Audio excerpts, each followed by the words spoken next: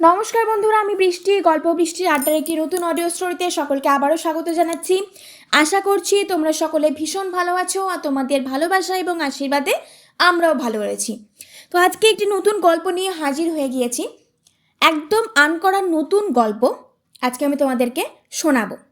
বেশ কয়েকদিন ধরেই একটা গল্পের কয়েকটা পর্ব পাঠ করে আসছি এবং একটু অন্যরকম ছিল গল্পের পর্বগুলো, এবং আরও এরকম পর্ব আসতে চলেছে যেটা মন ভারী করে দেয়। তাই দেখলাম আমার শ্রোতা বন্ধুদের মনটা একটু হালকা করে দেওয়া যাক, তাই আজকে একটা আনকরা নতুন অন্য স্বাদের গল্প নিয়ে হাজির হয়ে গেলাম। তোমাদের প্রথমেই বলে দিই যে এই গল্পটা কিন্তু একটা সাধারণ গল্প, তবে অসাধারণ প্রেমের এক অর্থ বহন করছে। তো চলো সোজা শুরু করা যাক গল্প। গল্পের নাম অনুসুয়া, লিখেছেন সুমন। পর্ব 1। ধুর, ভালো লাগে না। বিরক্তি ভাব নিয়ে দাঁড়িয়ে রয়েছে একটি মেয়ের রাস্তায়, কিন্তু বাস আসছে না। অবশ্য অনেকগুলো অটোরিকশা চলে গেল, সে উঠছে না। নিজের মানি ব্যাগের দিকে তাকিয়ে আবার সেটাকে ব্যাগে ভরে দাঁড়িয়ে রইল। অনেকক্ষণ পর একটা বাস এসে থামলো। বাসে কিন্তু আজকে অনেক ভিড়, তবুও মেয়েটি ঠেলে ঠুলে ভেতরে ঢুকে পড়ল। একজন ভদ্রলোক ভিতর থেকে বলল, ম্যাডাম, পরের বাসে আসতেই তো পারতেন, এত ভিড়ের মধ্যে বাসে উঠতে গেলেন কেন? হ্যাঁ, তা তো পারতাম, কিন্তু কি জানেন, আপনাদের যেমন তাড়া রয়েছে না, আমারও ঠিক সেরকমই তাড়া রয়েছে। আপনাকে তো ভালো কথাই বলছিলাম, আপনি তো দেখছি খিচিয়ে উঠলেন। শুনুন, আপনার ওই ভালো কথাতে আমার কাজ দেবে না, ঠিক আছে? আমি এইরকমই মানুষ, মেয়েদের এত দেমাগ ভালো না।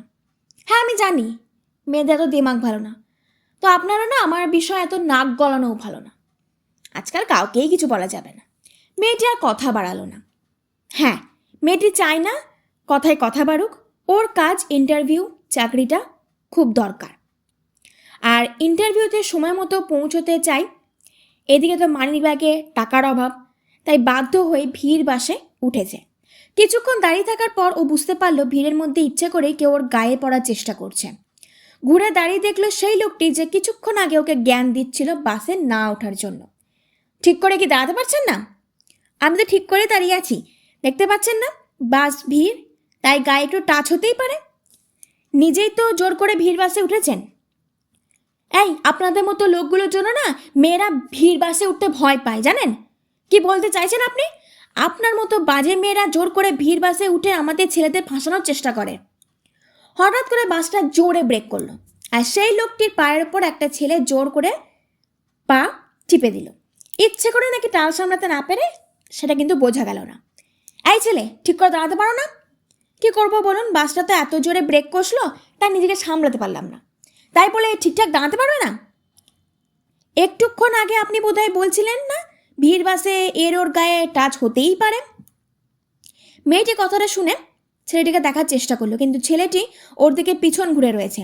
ও বুঝতে পারছে ছেলেটি ওর জন্য হয়তো লোকটিকে একটু মিষ্টি মিষ্টিভাবে শাস্তি উপহার দিয়েছে, কিন্তু ছেলেটিকে তো ও দেখতে পাচ্ছে না।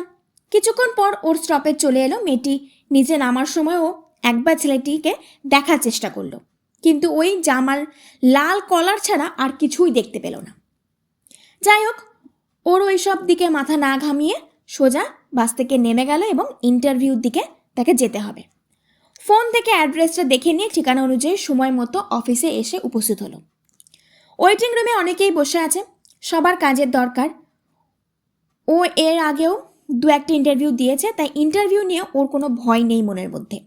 শুধু একটাই ভয়, চাকরির জন্য যদি ঘুষ চেয়ে বসে তাহলে তো ও দিতে পারবে না। যাই হোক, দেখা যাবে তখন। ওর রুমের মধ্যে হঠাৎ করে লক্ষ্য করলো একটা লাল জামা পরিহিত ছেলে আসলো। ওর আবার সেই বাসের ছেলেটির কথা মনে পড়ল, কিন্তু সেই ছেলে তো বাস থেকে নামেনি, তাহলে এই ছেলেটা সেই ছেলে না। তবু কেন জানি না মেয়েটা নিজেকে কন্ট্রোল করতে না পেরে ছেলেটির পাশে গিয়ে বসলো, আর কৌতূহলবশত জিজ্ঞেস করে বসলো, আচ্ছা, আপনি কি বাসে করে এসেছেন? হ্যাঁ, কেন বলুন তো? আপনি কোন দিক থেকে এসেছেন? আমি তো চুচুড়া থেকে এসেছি। ও না, এই তো পুরো উল্টো দিকের রাস্তা দিয়ে এসেছে। তাহলে এই ছেলেটা সে না। রিসেপশন থেকে ডাক পড়ল, মিস অনুসুয়া। নিজের ডাক শুনে ইন্টারভিউ রুমে প্রবেশ করলো। আজ ইন্টারভিউ খুব ভালো হয়েছে, দেখা যাক চাকরিটা পাই কি না। এখন তো আবার ঘুষের জামানা। যদিও যে অফিসার উপস্থিত ছিল তারা খুব খুশি ছিল, এটা তাদের চোখ মুখ দেখেই বোঝা যাচ্ছিল। বেরিয়ে একটা ফুচকার দোকান দেখে ওর ইচ্ছে হচ্ছিল ফুচকা খেতে। তখন ওর সামনে একজন মানুষ উপস্থিত হলো। দিদি, আমার কাছে টাকা নেই, 5 টাকা হবে, আমি খুব বিপদে পড়েছি। অনুসয়া নিজের মানি পাস থেকে একটা 5 টাকার কয়েন বের করে সেটা ওনার হাতে দিল। আজ অনুসয়ার মনটা খুশি খুশি লাগছে। তাই হয়তো দেখা যাবে নেক্সট পর্বে কি হতে চলেছে। তাহলে নেক্সট পর্ব যদি তোমাদেরকে জানতে হয় এবং আরও অনেক পর্ব রয়েছে, সব গল্পটা যদি তোমাদেরকে শুনতে হয়, তাহলে অবশ্যই আমার চ্যানেলটাকে কিন্তু সাবস্ক্রাইব করে নোটিফিকেশন বেলটা অন করে দিতে হবে। আর এই অনুসয়া গল্পের প্রথম পর্বটা যদি তোমাদের ভালো লেগে থাকে, তাহলে প্লিজ লাইক, কমেন্ট, শেয়ার এবং সাবস্ক্রাইব করতে কিন্তু একদম ভুলো না। কস্তুরী ব্যানার্জি রয় নামে নতুন ইনস্টা আইডি রয়েছে, প্লিজ ফলো করো। আর গল্প বৃষ্টির আড্ডা নামে আরেকটি পুরনো আইডি রয়েছে, অবশ্যই ফলো করো। অর্পণ কস্তুরী নামে ফেসবুক আইডি রয়েছে, ফলো করতে পারো। তো আজকের মতো বিদায় নিচ্ছি। খুব শিগগিরই মিনি ভ্লগ, লং ভ্লগ এবং অডিও স্টোরি নিয়ে হাজির হয়ে যাব। তোমরা ভালো থেকো, সুস্থ থেকো, সাবধানে থেকো আর এইভাবেই আমার পাশে থেকো। বাই।